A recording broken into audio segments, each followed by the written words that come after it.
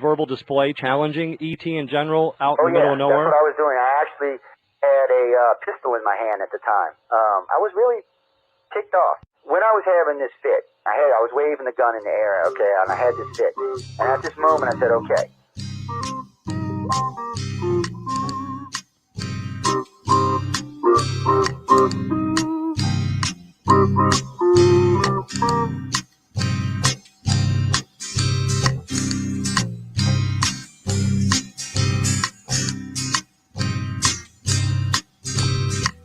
He was a Louisiana man named Montaldo.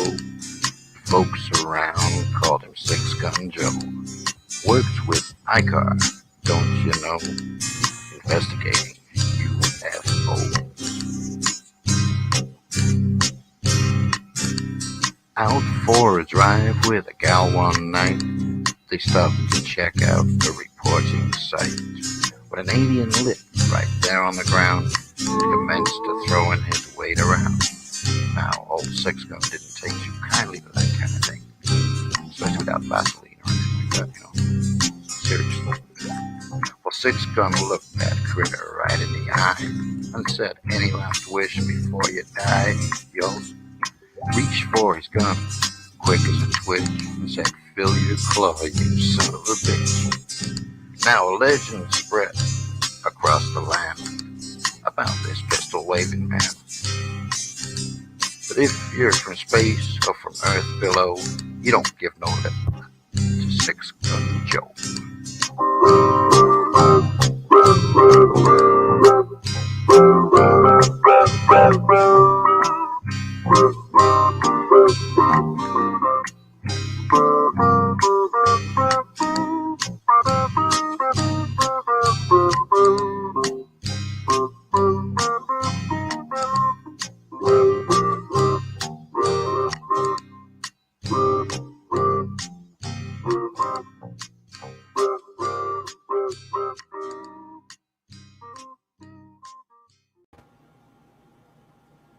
Dun, dun, dun, dun, dun, dun, dun, dun. What's up, guys? What's up?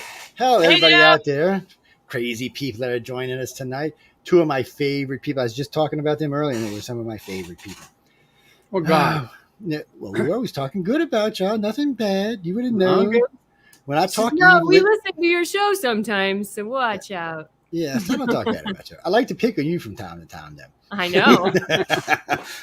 But somebody doesn't matter if who was it? Michelle, it was Amelia. One of them said, "Oh, I know you love me because you pick on me." I said, "That's true. That's true." And Michelle was, "Wait, I'm not feeling no love here then." I said, "You the boss, Michelle. I can't pick on you anymore, baby." I said, "You run everything now." So, because people ask me all the time, "She's really the boss?" I said, "Yeah." "She really boss?" "Yeah." "She really boss?" "Yeah, she's the boss." "Can she fire me?" I said, "Yes." I said, "She got yes." I said, "She can hire you. She can fire you. She don't even have to call me and ask me. You just adios amigos." And I'll be going, "Oh, where'd that show go?" "Okay, well, we're good." So it's all right. But I know y'all going to be busy. So where y'all headed next? Dragon Con, right? Or is there something Yeah, in we're going to between? meet you in Dragon Con. I know. I never know what you might have something squeezed in between. I know how you two are. There might be Dragon something. Con's next up. That's in Atlanta, Georgia. And we have a lot of our Writers of the Future judges and winners are going to be there. The guest of honor this year is Nedia Corafor. And she's an amazing author, and she's one of our judges for the Writers of the Future. And then we have like 8 of the winners that are going to be both writers and illustrators will be at our booth doing signings of the Writers of the Future books. Plus, they're bringing their own books and art to sell there as well. Good, because I can bring one of my good cameras because I don't have to fly it with me. I can put it in a damn car and take it with me.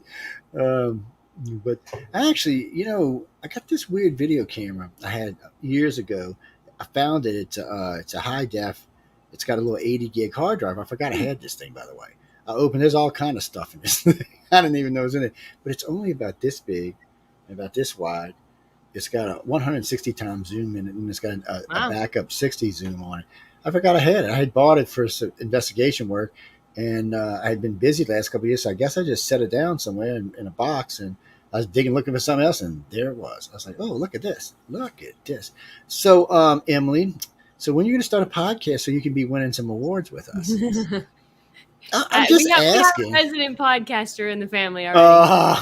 That was good. kidding. That was good. I gotta give you credit. That was good. She's talking No, about. this is exciting about these podcasts. You got It two of is. them, and I've got two. And I've got two categories for the Rise of the Future podcast. Well, we're in. What was it? 11. What did I read the other day? 11.7 million voters. No, 5.1 million voters. Okay. I have something else I was thinking about. Sorry, guys. A whole that's different crazy. How many Yeah, people that's a voted? lot. It is. So that means we had to do pretty good, which is nice. And John and I are talking about the podcast awards, where both of us have shows. That this show is in the podcast award this year. I would tell you to get your ass over to vote, but most of y'all listened and went and voted this year. So thank you for the people who voted. This is only up to now the 500 people. Look, people, I got books I can give you. I got candy. I got friends in Canada send you some good Canadian chocolate. I mean, just let me know what you need for some votes here. Hey, I got airtime. You need some good airtime? We can hook you up. Just give us a call. Oh no, Mr. Podcast Guy. Well, what they've got is they've got an algorithm where they select, I think it was 2,000 of the people that voted. And so they were given access to be able to vote. Plus, there's 500 podcasters that were voting. So I know of 3 people so far that wrote to me saying, hey, yeah, I was one of the ones selected and I voted for you all. Yeah. So I know we have at least 3 votes. Well, I know 2 others, so we got 5 votes, and we got Michelle in between us. So that's 5 votes, people. We're on our way, man. Just 495 to go. So again, you need some chocolate, need some good books, all kind of good stuff. No, the picture's out of the thing. I don't need to vote that bad, but still, it's only halfway in there tonight anyway. But really, we're talking. So, for me, like for the Rise of the Future podcast, it just, obviously, been working a lot and working with you on the increased circulation distribution. It's just what we're trying to do. The purpose of it is to help the aspiring writer and artist. And I've gotten so many, when I posted the fact that we were a finalist, had so many really nice comments on Facebook and on Twitter and Instagram. It's just, for me, it's really good because a lot goes into it. When I interview a writer, I read his book or her book before I do the interview. So I have who are these guys? What do they write? And so it makes the interview go so much better. When I know the work, it just takes so much more time on the preparation. I've got one thing I'm doing right now, when the upcoming one's next month. It's a panel of 4 writers. So I'm reading 4 books to prepare for that one. I've got another one coming up with, what's his name? He was a winner. He was a finalist several years ago, the one that Kim set up for me. Ken Liu? Ken Liu. Mm-hmm. Yeah, Ken Liu he's got a TV series coming up on his books. So we're going to be talking about that launches in October. So we're going to air the podcast in October. But it gets easier and easier now as we do better. And, each show gets at least a million listens. It just makes it easier to and more great guests. If Michelle don't fire you and I for sneaking that slot in after her, we're going to get another million in there. So, guys, on a side note, John's show airs every Monday at 4:00.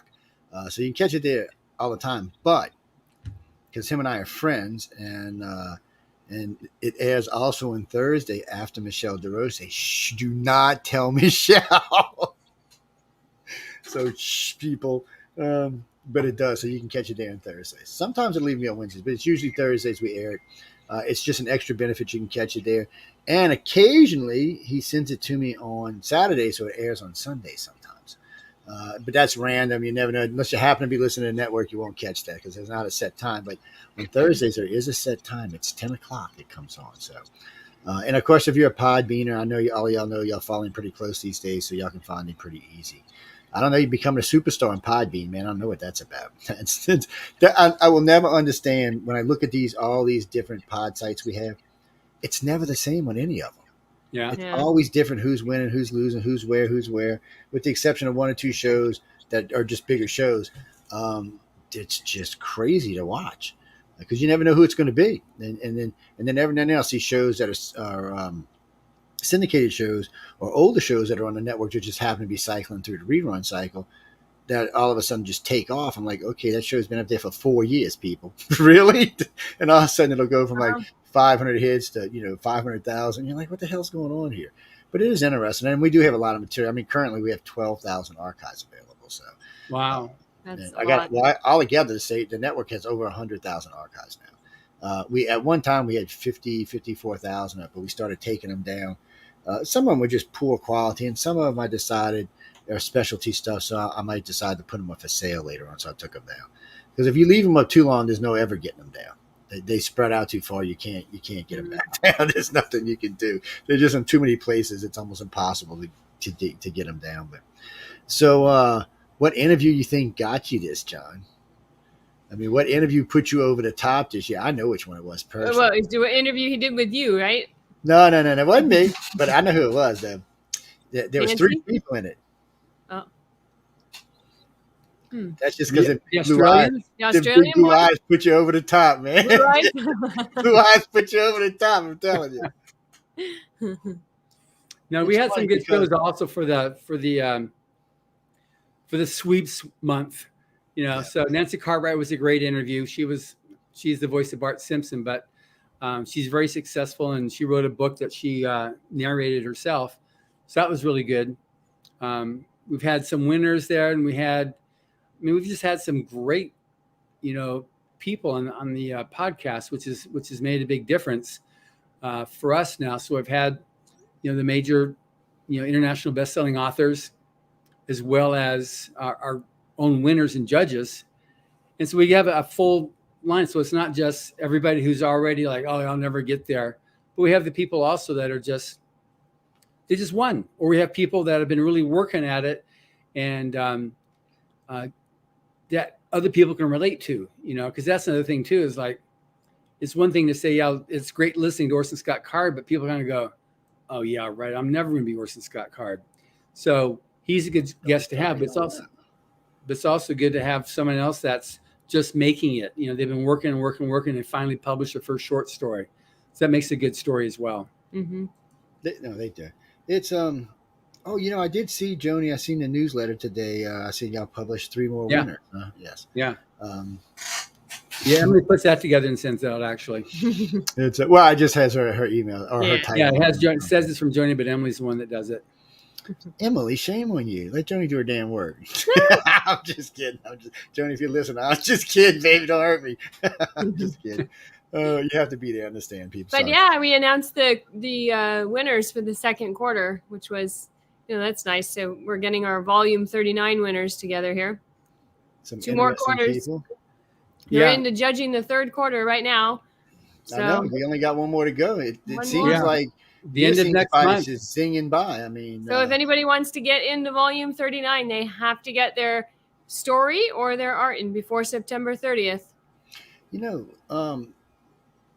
if you listen, I know you down there in Peru. You should send in. I mean, that story you posted the other day on the site was really good. It's and even if it's not science fiction and it's fiction, it's good. You should submit it. You never know if it's nonfiction, fiction. I don't know. It's scary as hell. I'll tell you that much. And it's very clean. There's no cursing. There's no sex. It's just scary. Well, if you want to submit your story, go to writersofthefuture.com. And if you have 3 pieces of art to submit, same thing, writersofthefuture.com or illustratorsofthefuture.com. And the thing too that's really nice about this is that the contest has grown so much and it's so reputable. Just as soon as we got these things out, the number of people posting and sharing the great news that they won honorable mention in the contest. We have so many people entering the contest now that people on their press releases when they publish the first novel saying, yes, I won honorable mention in Writers of the Future. Yeah. And that's just very noteworthy in press releases now that people write. It's amazing how much it's grown and the respect people have for the contest, because it really is unlike any others, because it's merit competition alone. Yeah. It does, some say, oh yeah, I was, in some contests where you had to pay an entry fee or, your name is there, then people can do it based upon doing some homework on you and find out, oh, this person here's got money. We'll make them a winner because they'll buy a bunch of books or whatever. But here, because it's totally blind judged, it's a true meritocracy. So if a person gets honorable mention, a finalist, or a winner, it's because strictly they had the chops to do it. That's true too, people. I've been there. They everybody is on the up and up. I got to give them credit, and all the judges are quite nice people, especially for the amount of time they put in. Yeah. You know, I've got to know a couple of them pretty personal now, and they are really good people, and they are there to help. And Yeah. the best part of it is for me, it's not. Let me rephrase it. They are there to help, but that's not really what it is. They enjoy helping people. Yeah. You know, I was watching Tim and Jody last year, and they were just they cracked me up a lot. For some reason I spent a lot of time with the writers this year. I spent a lot of time with the illustrators last year, but it was they would just, I mean, and they wanted them to learn. They got it in, Yeah. got it in faces. To me, that's how teaching should always be, in the face. You know, you should be right. That's how Echo does it. She's in your face. Tom pretty much is too. I mean, I just enjoy that kind of stuff because it shows that you care enough to do it. I mean, anybody can stand in the pulpit and teach. That's not really a hard thing to do, as long as you know what you're talking about. But they get involved, and I still love that. I still love that 24-hour thing. I just love that. The 24-hour story. Because it's like, you know, I posted a couple of them the other day, but I decided I'm gonna take them and move them into a one set thing. Because Tim had asked me, we were talking one evening, and he said, the evening that he told him, and he said, see if you can get some pictures while they're just doing their thing, you know. And, you know, everybody's down there, like Jeffrey's all quiet. He's got this kind of somber face on. I'm sitting across the thing. You know, I got some good pictures of you too, by the way. But, you know, all together, I think I got 8 of them or 9 of them. They're really good pictures. You can see the intensity on their face. And but kind of, I don't know how to explain it. It's really an intensity, but there seems to be this like half-hearted smirk there, like they're still enjoying themselves at the same time. It's very interesting. You know, I've always liked photography. I wanted to do it when I was young, but I got into something that made more money. I don't know how else to say it. It's made more money faster, is the way I should say it. Because photography makes good money, but I've always enjoyed it. And I love taking pictures. I mean, I probably in an average year 20,000, 25,000. Linda's always cussing at me. I'll stop. We'll be driving 90 miles an hour. Wait, what's that? Turn around. Get out the car. I got an extensive sunsets alone. I've probably got 2,000, 3,000 of them. Wow. Beautiful ones caught. And then I do a lot of them where I catch just to like the last 3 or 4 minutes on the video and just bring them in, because we live on a Gulf Coast. I mean, anywhere you go here, you're going to see a beautiful sunset or a beautiful sunrise. So it's peaceful. You hear the birds chirping in the background, the water rippling, the sun setting. Sounds just like Hollywood. Not.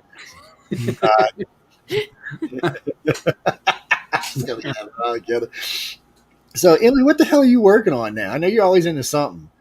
Just all kinds ready of for things. Dragon Con, or just we have Dragon Con, and then right after that we have Salt Lake City FanX, and then we're also still in the release of the Writers of the Future of All 38, so we've got that going.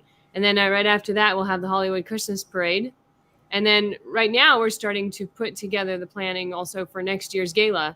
It doesn't just come together the week before. It takes quite a bit of planning and preps. Yeah, I know you work on it all the time, and I know the week before you work on it a lot too.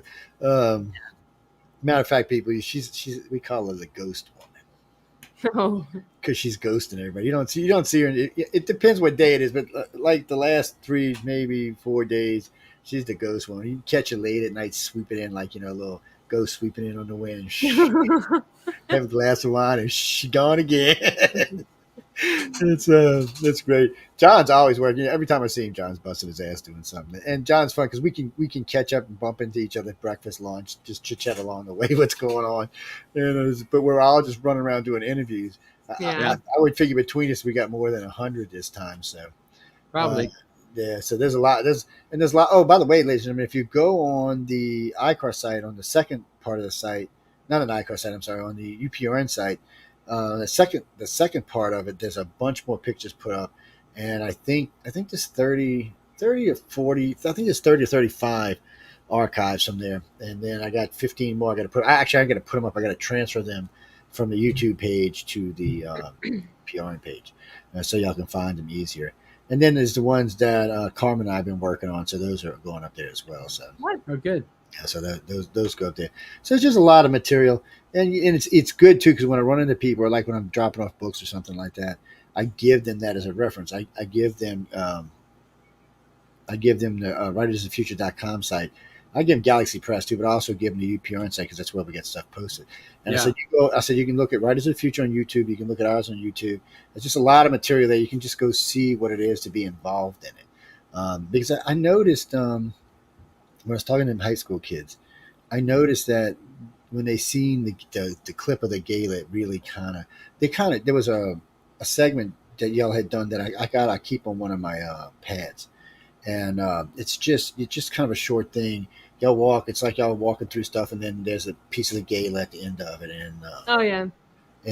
but anyway, it's a nice thing to show them, and it just kind of gives them an idea. See, this is what you'll be involved in here, and I always laugh because I always have to tell them a story or two about being there. So hopefully they'll get into it, because especially in Mississippi, they need anybody they can to write anything. I mean, there's been some famous writers come out of here, but not many.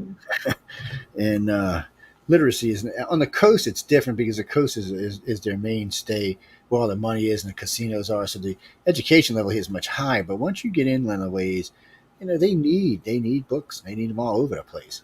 They need to read. Yeah. Now we've got they ship I guess tomorrow, but we got 200 books, Rise of the Future books, heading over to you. And John and I got to decide how we're going to give them away to y'all. Yeah. Oh, by the way, people, if you vote for us, I'll send you a book. I'm just saying. I don't know how that works, Joe. Hey, there might be some kind of. I know a lot of these people are sci-fi people, so look, these are good books we're talking about here, y'all. I'm telling you, you get something good. I'll give you 2 if you vote for us, but you got to prove that you voted for us. Take a screenshot and send it to us. No, Marilyn, I'm serious. No, of course so. Man, I want to win. I don't like to lose. Nobody likes to lose. Look, no, I was going to say that, but I can't say that. I'll save that for Friday. Sorry, that's going to be a bad one for Friday night. But even right now, is where we stand. We can get a trophy. I mean, it's just we take a look at out of this over 5 million votes to be able to be in this category. It's like I'm already immediately chuffed just about that. Well, we were talking about that. I mean, I got lucky. Science and Beyond made it in last year. And I knew, though, when I went and looked at the competition, for the finals, and Science and Beyond made it, I actually told Michelle, I said, it's not going to win. She's like, why? I said, because this little girl is good. The girl who won, she's won like 4 years in a row. She's just good. And then, and I had wrote to her, and she said, really, you think so? I said, I think you're going to win easily. She won easily. And she was like, wow, thanks for writing to me. I'm like, no. I said, when something's good, you can't hate, You got to say it's good. That's a good show. Yeah. She knows her science, which is, I appreciate she actually knows her science, and she does it in a fun way, which is always a good thing. So she don't do a lot of big name guests, but she don't have to. She knows her stuff. So, but anyway, this year, guys, it's different. UFO Undercover's in. So for all my fans over there for UFO Undercover, go vote, and for the Centralist, we knew the Centralist was going to get in because it's a political show, and it's a hardcore political show on different weeks. Michael and I and Jay sometimes are playing around. We've been trying to get Emily, but she said she's scared. So, not this Emily. Yes, all Canadians are scared to come on the radio with us. By the way, really, I got I'm not kidding you. I got like 15 Canadian friends and 4, 5, 6, 7, 8 Canadian hosts, and none of them will come talk politics with us. None. And you know what? All but 2 of them hate Justin, Mr. Pink Shorts, but none of them come talk politics with us. So, which I don't blame them. They have reputations up here. People know I'm kind of can be a real pain in the ass. So it doesn't really hurt my reputation in the fields I work in. It doesn't hurt the science shows, and it doesn't hurt this show that I talk politics. But for a lot of people, it would hurt their standing or their followers. John couldn't do it. They'd be like, right, is it a what? John could talk good politics. I have no doubt about that, but it would actually hurt him. Michelle too. She couldn't do it. It would hurt Michelle. Yeah. It's because of where sometimes you have to walk down the middle if you want to be on both sides. I'm a centralist. I'm down the middle anyway. So I'm just hating on both sides, which is just fun for me.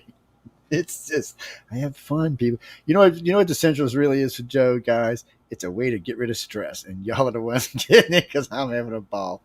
I really am. But go vote for us. I mean, John works hard for shows. The shows are very professionally done. If you haven't seen any of the Writers Future shows, you should go look at them. These are past winners and judges and people in between. That's just a lot of good material. And for people who are into sci-fi or fantasy and stuff like that, you'll get to listen to a lot of the people who are actually generating this. some of the judges are actually those people. So you should go listen. I'm not going to drop names. We do it all the time. But if you go read the judges and you know your sci-fi or your fantasy, you'll know who these people are. It's the easiest way to tell you. I remember when I had a Todd on a couple of weeks ago, actually a couple months back, and some people didn't know Todd's and some did. But as soon as they heard his last name, it was like, oh yeah, okay. And as soon as we said it was his son, then there was a whole different conversation that was going on. Yeah. And which was interesting. And I hadn't known Jody had known him as much about her until we did the interview. Well, it's interesting with Anne McCaffrey, who you're referring to. Yes. We have at the Dragon Con, we're going to be premiering a never before seen video interview with Anne as part of our Writers Feature panel. So that'll be exciting there. So we're promoting that as well for people to come see it. And then, because we've got 2 of them, so one's going to be done at Dragon Con, and then a second one's going to be done at in Salt Lake City at FanX. So we'll have never before seen video interviews with Anne McCaffrey at both conventions. Well, people, if y'all fans, you should come out and check it out. I know we got a lot of friends in Atlanta for both their shows. So why don't you come out and say hi? I will be milling around all over Atlanta. God knows where I'll be, but people like John and them may see me from time to time, so they may have an idea, and I'm going to see it. There's a lot of people I know that's going to be not just attending, but are going to be part of it. And I want to stop and see them. Doing what I do, I meet a lot of interesting people, and a lot of them just going to happen to be in this location all at one time. So it's kind of like one-stop shopping. Same thing with FanX. I'm looking forward to it. I'm looking forward because I haven't been to Utah in a while. It's been about 4 or 5 years since I've been to Utah. Last time I was in Utah, I went to Area 51. Mm-hmm. And I'm still here talking about it. I haven't been to Area 51, but we have been to Park City, which is a beautiful place there. Love Park City. Oh, I would bring y'all, but they would probably just take Emily. We'd never see her again. Did you bring a Canadian to Area 51? Oh my God, this is what is going on here? I can just see it now. There is a weirdness. I met some people who live and work down in Rachel, and I didn't know this, but the Little Alien Inn, every Thanksgiving and every Christmas, they go to the guardhouses and they bring big turkey dinners and everything and set them out front for the soldiers to come eat. And they've been doing it for like 2 decades.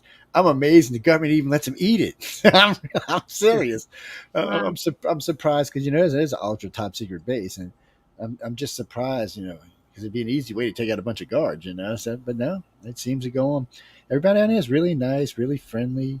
You don't get to see any of the guards. All you see is these cameras and these binocular cameras. Yeah. Everywhere I was having fun going. I was trying to blow up the camera.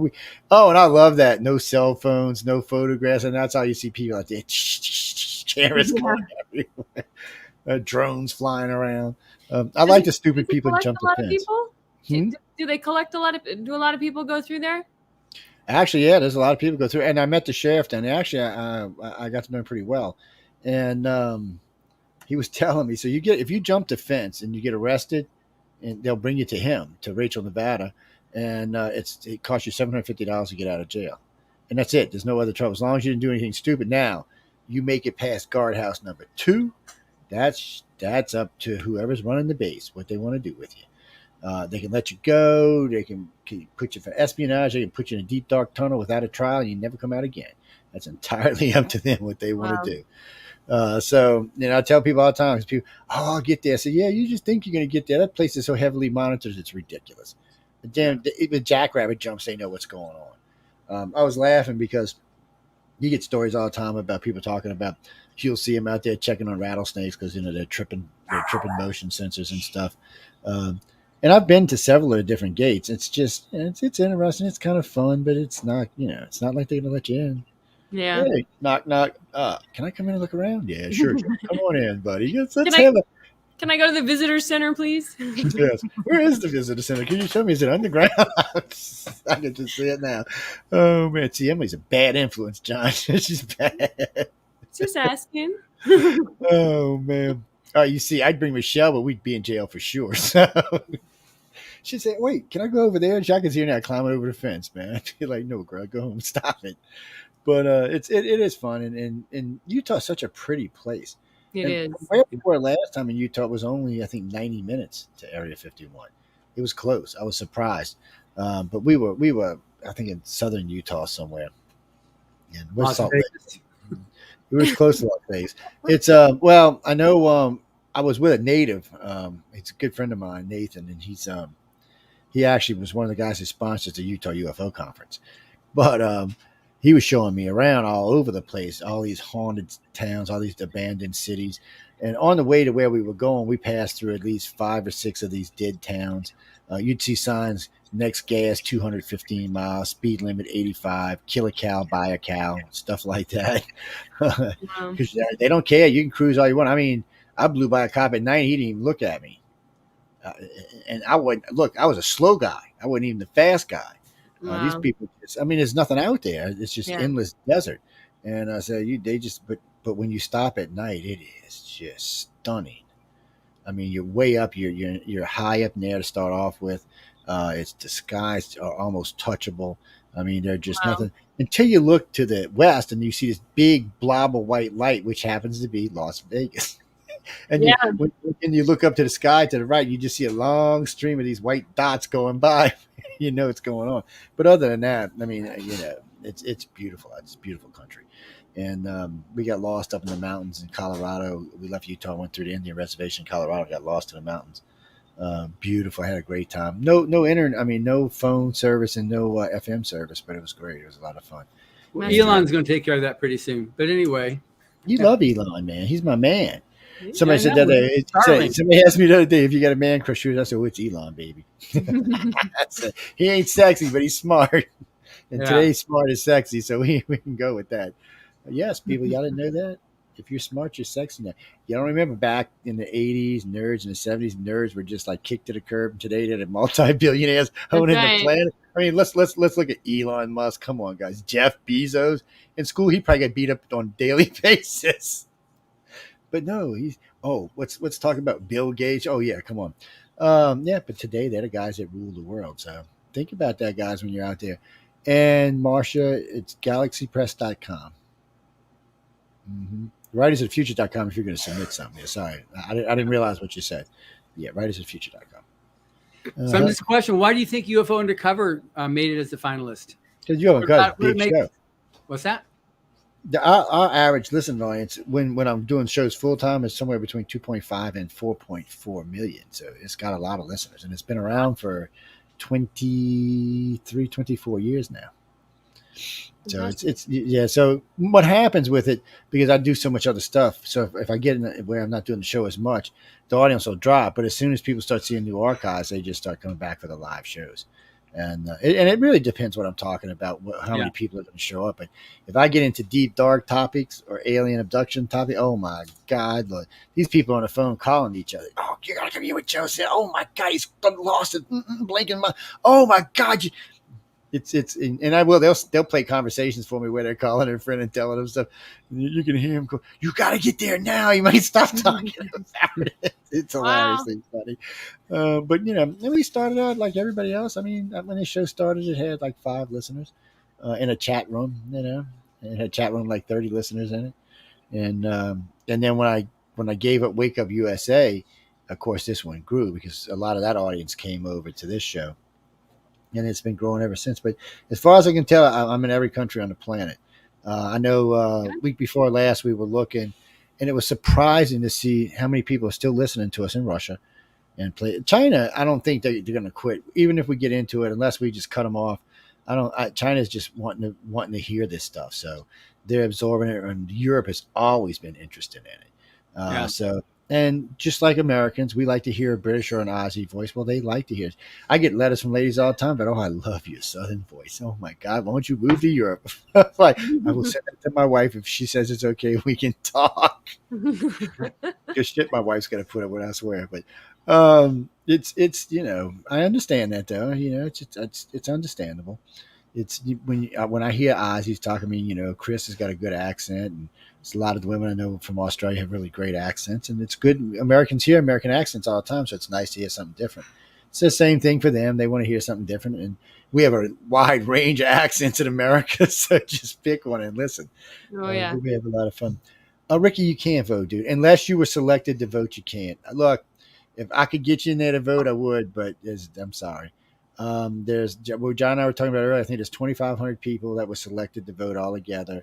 500 of which were podcasters. And well, I got confused with the letter because I was thinking he wrote 500 podcasters that had submitted shows. So I wasn't sure if that's I wasn't sure that. It just said 500 podcasters. Okay. Because it was weird. Yeah, but it's nice, people. I mean, we appreciate everybody who voted for us. We want y'all to vote for us next year. We're hoping we'll be up there for next year. And while we're on this, United Public Radio's up for we're up for actually 2 awards. We're up again for best local broadcaster, which y'all just don't understand how bad these big FM stations are. They lose their mind when I win. So much so that when I call into their shows, they let me talk for as long as I want because I guess they think they're going to get some extra ratings. I'm not kidding you. On 3 of the big stations down here, when I call in, I know the producers, so they put me forward now. So they'll put me forward. They'll just jump me to the front of the line. And a couple of the hosts they do it to can't stand me because I'm really mean to them. So they just love it. Oh, I have so much fun. It's so much fun. Well, these people are morons. You hear them start talking, and I'm like, that's why I try not to listen to news, but I have to listen to some because of the other show. But and see, it's why I'm missing my pad because normally I would plug it in and just listen to something else. Yeah, well, we can handle that right now. Or right after. I told you I talked to the boss. Good. Yeah, she's in charge of all my money these days. Yeah, right. She's the boss lady, man. Well, you have to turn everything over to her. Your dog hasn't made his. I know she's off cue, but no, it's not quite at the top of the hour yet, or the bottom of the hour yet. She's something else, and my stepdaughter's staying with me right now. she looks at it. She's finally got to where, okay, you can love me now. Look at me, you can love me now. The other one's not. The other one's like, no, you can't love me yet. Stay a little longer, baby, but not yet. So it's funny as hell. It's not only going to New York any this year. I got to go sometime. I was supposed to go this month, but we put it off probably until November, I think. I'm going up for a documentary. We're filming it. Well, this is kind of crazy how this is going to work. We're going to go up in Buffalo State University and film the documentary there because the guy's a professor there. And then we're going to drive up to Niagara Falls and go harass Michelle at her new house. Oh, how fun. And do a regression session at her house. So alive, and we already did one a couple of weeks ago over the internet, but I hate doing them over the internet. I don't mind hypnotizing people. I just don't like doing it over the internet. I don't feel like I have enough control, and I have to think about things because I don't want to leave it like a session open. So you just keep getting memories coming back in your head because the session was left open, or if something goes a little crazy, I like to be there so I can help remove the emotions faster. I mean, when I use my voice that I use for hypnosis, it works easier, but it's still, I like it when I'm face to face. Plus, I can set up the voice stress meter on the side of your head and watch the meter as it goes by to see how you're reacting to certain questions or how you're responding when you tell me particular answers. Where the hell did that come from? Oh, messenger. Who the hell? What? Sorry, guys. My messages just went bleep, bleep, bleep, bleep, bleep, bleep. I'm like, what the hell is that? Your messages went off. You started talking about hypnotism. Yes, I don't know what it is. It just started. I don't know. Anyway, it was weird. Whoever was spamming me with questions, stop it. But it's I enjoy doing it too. I mean, in the early days, we weren't big on hypnosis, even though I was trained early on. So was Linda. But I prefer to try to retrieve stuff from people's heads the old-fashioned way. But if you can't, hypnosis is a good way to help. And I'm very strict on how we do it. And I'm very hard. I'm really, really strict, actually. I won't even let somebody come in unless they bring somebody that they trust implicitly. Somebody that they know who's going to be there is going to make sure they're safe. And so they feel secure while they're talking. Because some people know me, some don't.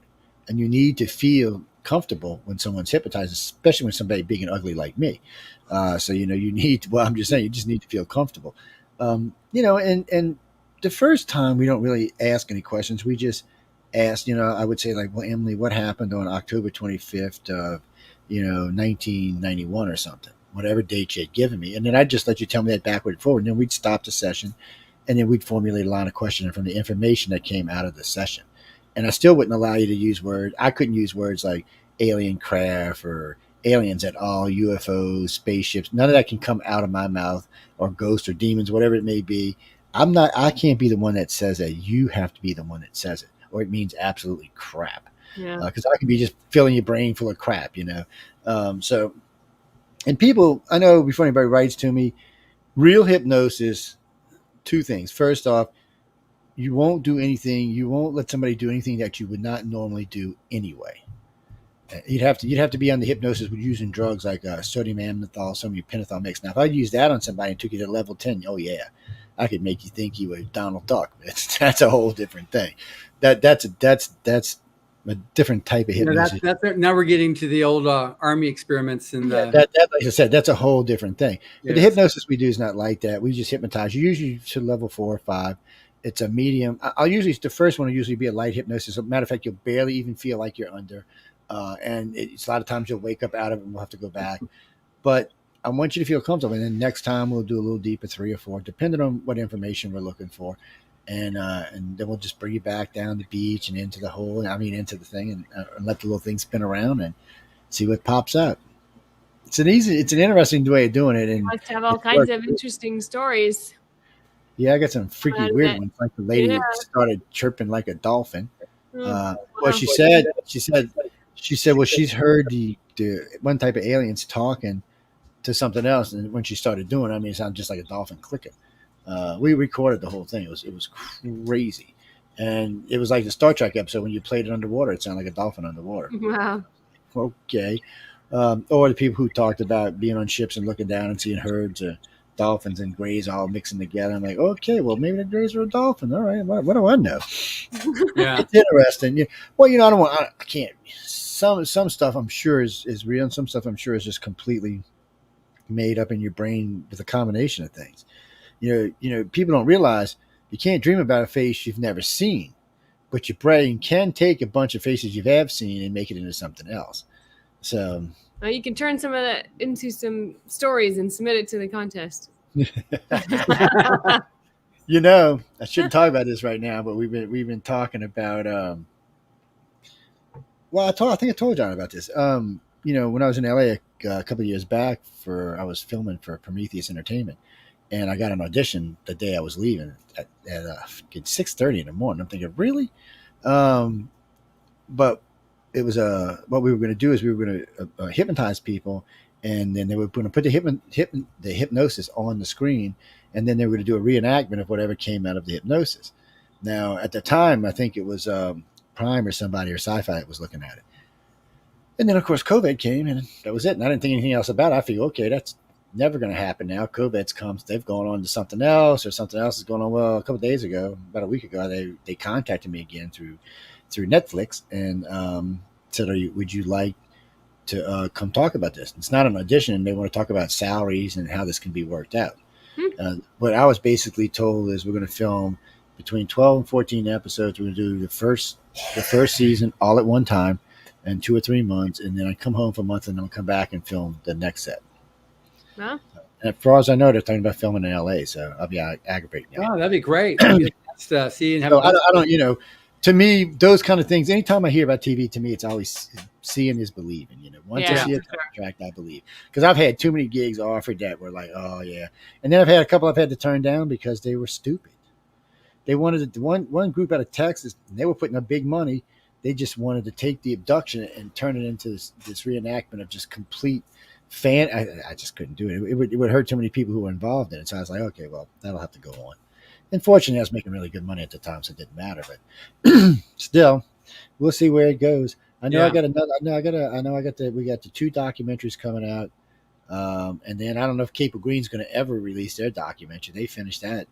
Well, they finished with me 2 years ago. That's why I hate doing TV. Every time I do Ancient Aliens, it's like a year and a half before I get to see it. Wow. I'm like, come on, what the hell? Will you do Ancient Aliens? Yeah, I've been on 3 times, 3 different seasons. It's well, actually they brought me on mainly for the blood type stuff, for the blood type research. People, y'all forget I got a bachelor's in science. People, yes, I actually do hardcore science. Jesus, you shouldn't be shocked. I see that, Mark. Don't think I didn't see that comment. Anyway, no, yeah. Another show you've got then is Essentialist. So there's so many political shows. I mean, that seems like would have been even harder to get that. Like, there's so many political shows. Yeah, but you see, It would have been harder, but because I'm a centralist, I can pick on both sides. So I managed to piss off both sides at the same time. So they both got to attack me. And when they start attacking me, they start attacking each other. It just snowballs, and it goes, from there on. Because you know how I am, John. You know me long enough to know I'm going to speak my mind. So it's you get the same kind of numbers on the centralists as you do on UFO. No, I wish. Centralist best show ever, 1.4 average, 9 to 1. 9 to 1-1, 900,000 to 1.1. That's it. That's its average. Actually, Science and Beyond still beats it. Science Beyond's average is about 1.4, 1.5. So it does pretty good. Now, when I do Science and Beyond all the time, it'll give UFO Undercover a run. It'll get up around 2 million, 2.25 million, which always fascinates me because anytime I do real science in this show, it usually is one of the lowest rated shows I do. I mean, I've had every major scientist you can think of on this damn show, except for maybe Elon Musk. And it just kills the ratings. Michio Kaku Neil deGrasse Tyson was probably the lowest rated show I've ever had. And it was a great show.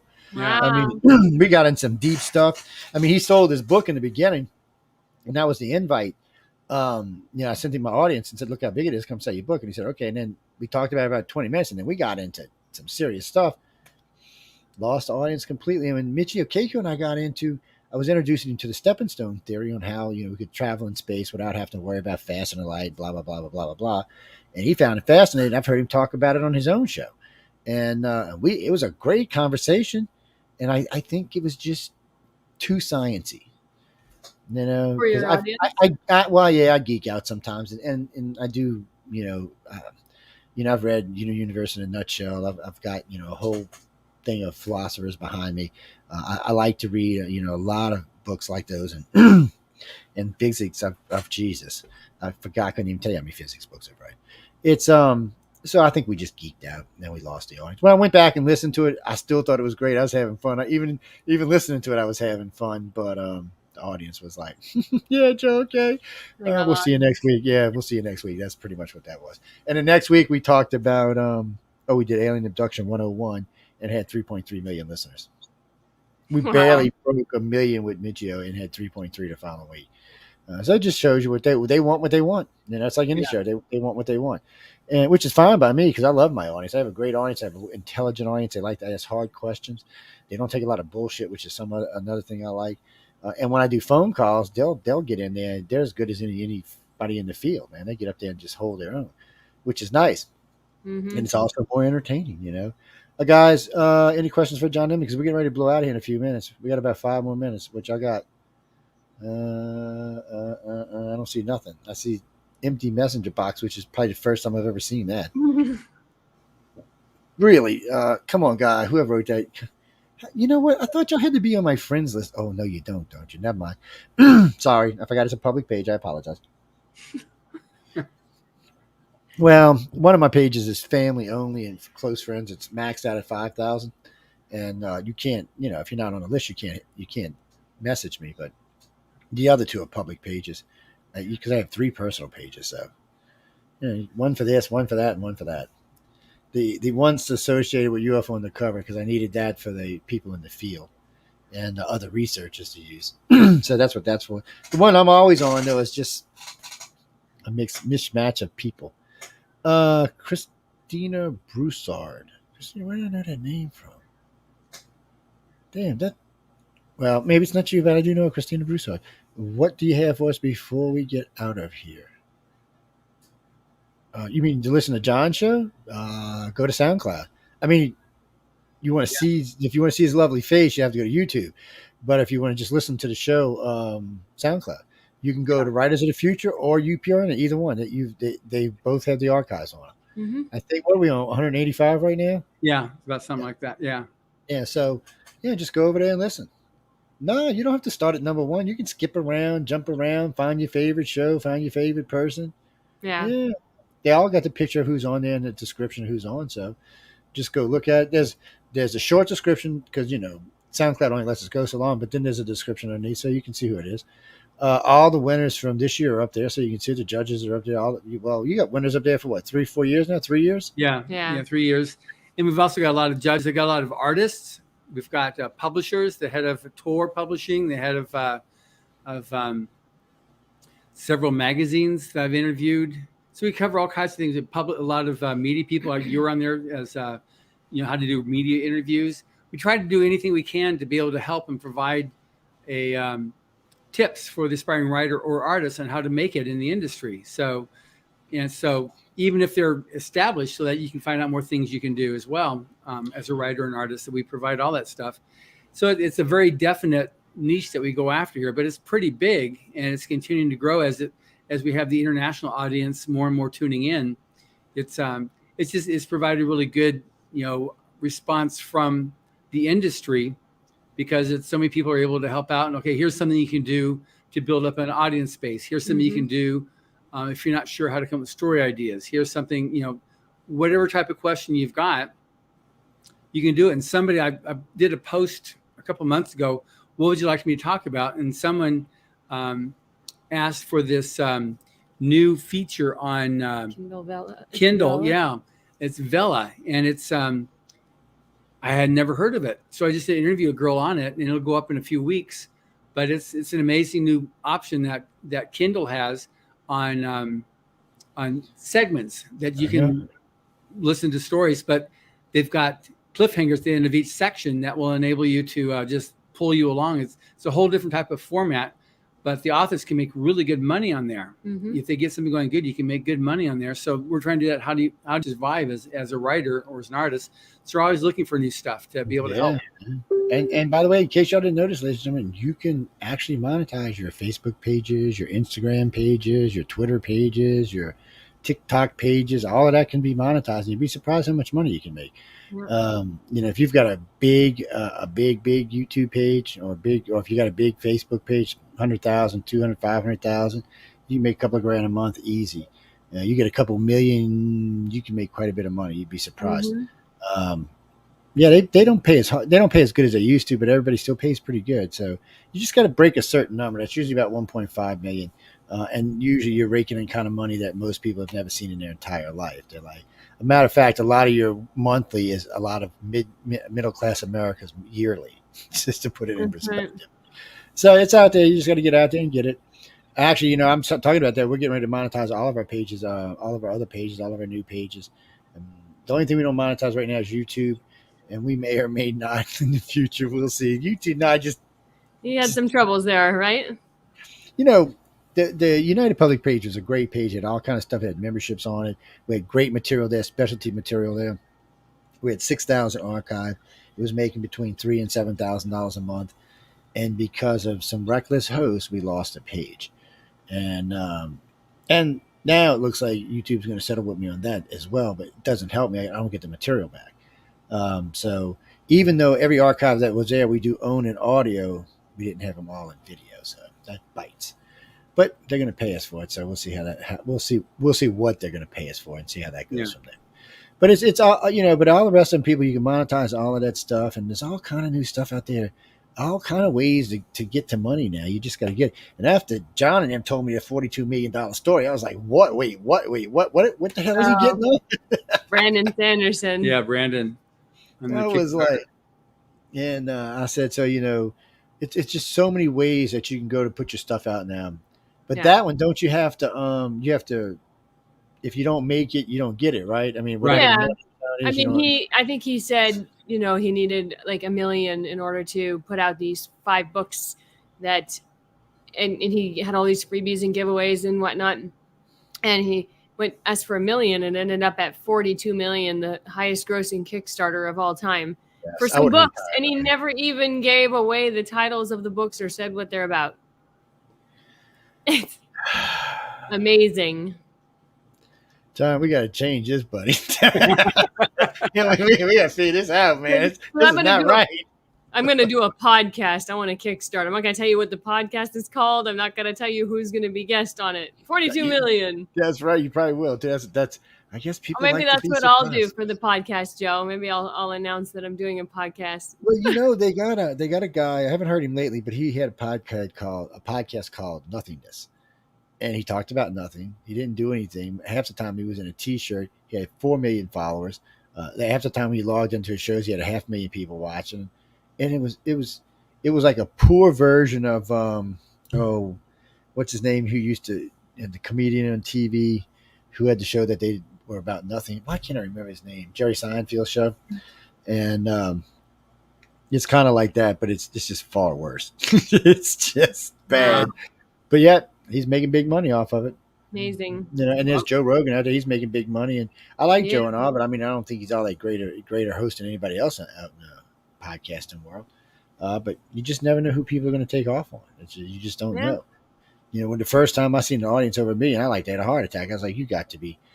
Actually, Linda got on my ass one night. She's like, "You do know people listen to you, right?" I'm like, "Yeah," because it took a while for me to get. I felt immodest when people would come up to me and talk to me, or want an autograph or something. I was like, "Wait, what? No." It just felt wrong, man. I'm sorry. I don't. It took me a while. I didn't think I'd be like that because I got a big mouth and also. I figured I'd be a little bit different about it, but it felt wrong for a long time.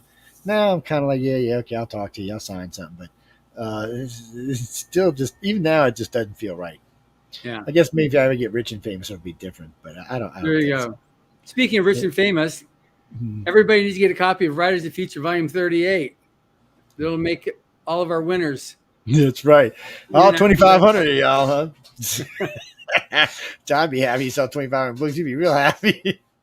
It's no, Pete. Actually, we're getting ready to go, but it's galaxypress.com. If you're looking to buy one of the books, that's where to go. You can go to Amazon or any place books are sold. I just want y'all to know that, but I always give out the galaxypress.com site. Just go there. Yeah, leave a comment. Say, hey, hi. We were listening to y'all on the show. Yeah, and we just in terms of the last, before we end off here, so we just announced all the winners of the second quarter. The winners and the finalists and the honorable mentions just got posted on our blog and the social pages, so you can see who the winners are for quarter two for to be published in volume 39. We only had one winner from UK on this quarter, and everybody else was US, but it's open to everybody. US people getting there. Last year, them damn people from the UK was taking over, man. It was a 6 of them all together. UK and Australia. Yes, that's all the UK to me. Yeah. United Kingdom, man. All part of the Commonwealth. What we also do too is if they're from the United Kingdom and they use UK English, that's what gets published. We don't convert it to American English. It's all Australian. Then we got the Australian English. That means Americans pay attention when you're reading because they don't always use the same words we do. No, that's right. Let me rephrase it. Their words don't always mean the same things ours do. Yeah. I didn't even know that. I learned that when I was in my late 20s, early 30s. I was on a podcast, well, actually a radio show with somebody out of New Orleans, a religious radio show at that. And the guy was talking. I'm like, dude, what are you talking about? I said, where are you from? He said, I'm from England. I'm like, oh, you're from England? No, okay. You're from England. I said, well, why is your words different than us? He said, American English and British English are not the same thing. I was like, and why is that? Because we broke away from the colonies, we had to change some words? I mean, what the hell was going on here? Probably. Probably the founding fathers weren't crack people. What can I tell you? I don't know what was going on back then. But anyway, guys, we got to go. So remember, if you are one of the judges, please go over there and vote for us. It's Writers of the Future, The Centralist, and UFO Undercover. And vote for whoever else you want. What do you mean most influential? Oh, no. Well, I don't know. John might know. So I know you can, when you put your shows up, you can actually pick a person for most male or female influential podcaster. I don't know how it works. I don't know if you can nominate again. So in other words, if you wanted to vote for John for most influential podcaster, male podcaster, I don't know because I don't know if he's up for it. No, he's not up. Works. You can only vote if you are one of the final judges. You can only vote in the categories where the nominations exist. So John's nominated in 2 categories. There's storyteller, drama, and educational. So if you are a judge for it, you could vote for him in those categories only. Yeah, and then you've got the UFO Undercover in entertainment and centralist in political. Yeah. Somebody said, why do you put it on something more serious? I said, because it's partly entertainment. I said, we do research, but you're not going to sit. If I sat here and read from my research, I would never listen to the show ever again. Let's just be honest about it. There has to be some fun in it, and make people think and stuff. But guys, if you are somebody, one of the 2,500, go vote for us. We'd appreciate it. after the awards and all are done. If you want to come tell us you voted, that's fine. We'll let you come up and show and talk about it. Tell us what you liked about the shows. By the way, because I know we're getting ready to have a meeting in mid-September, I believe, when I talk to Michelle. If y'all have any complaints or any suggestions for any of the shows, for that matter, not just this one, anyone, you can write to us and they'll be passed on at the meetings. Or if it's something we liked or something we want to implement at the station, write to us. I mean, it's trial and error for everything everybody does on the network. There's a lot of people here now. And Glenda, you are right. We are what I always say, female heavy. Yes, by about 3 hosts right now. And I think we have one more female, so it's going to be 4. Yes, it's rough. What can I say? What can I say? It's hard. It's a hard thing to deal with, but we still love it. No, it's not because of Michelle. We were already female heavy before Michelle took over. It's just sometimes it falls out. People get fired. People get canned. New shows come in. It's just the way it falls out. No, John and I aren't the only 2. Anyway, we'll talk about that on another show. Okay, we got to go. It's just retarded. Guys and girls, thanks for everybody for tuning in. I hope y'all enjoyed this first hour. Y'all going to hear some music, and I'm going to get out of here, and then I'll be right back. So see y'all in about 5 minutes. Dun, dun, dun, dun, dun, dun, dun, dun, dun, dun, dun, dun, dun, dun. Oh, y'all don't like my music? Shame on you people. Shame on you. There it.